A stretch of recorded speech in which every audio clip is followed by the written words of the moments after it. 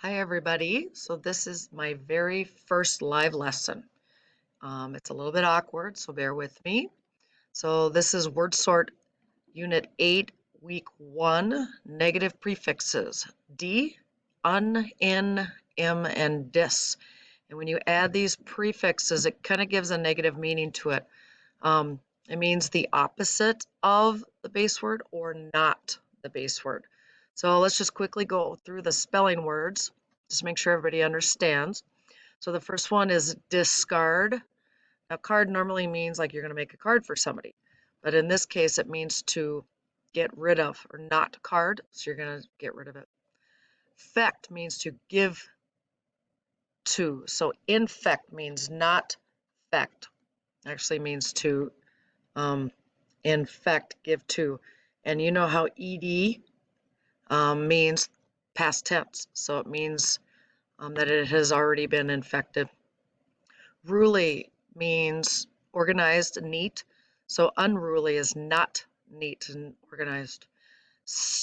Destruction, to struct means to build or put together, so destruct means not, or the opposite. So destruction basically means to destroy. Impossible. Possible means you can do something. Impossible means not possible. Unaware is not aware. Disappear means to not appear or the opposite of appear. And unhappy, and I hope you are all happy, but unhappy means not happy. So those are the spelling words for the week. Now I'm going to just quickly go through the other words just to make sure you know what they say and what they mean. So dethrone, you know, a king or a queen is in the throne, so dethrone means to take it away. Incomplete is not complete. Disagree, you do not agree. Unable, you are not able to do something. Immature is not mature. Decode means you can't code. Indefinite is not definite. Discontinue is not to continue.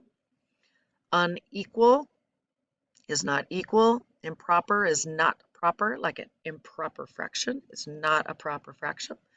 Declassify is to not classify. Inactive is not active.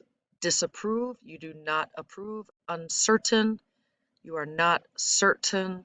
Imperfect is not perfect. And deplace is not in place.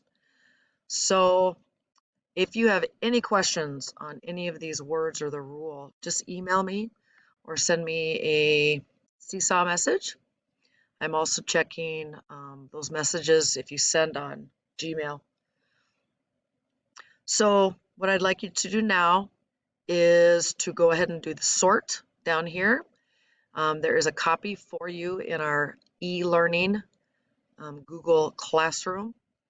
It is also, the instructions for what you need to do are also in the March 30th schedule that is also on Google Classroom, our e-learning class. So any questions, just send me an email or a message. Thanks for bearing with my very first lesson.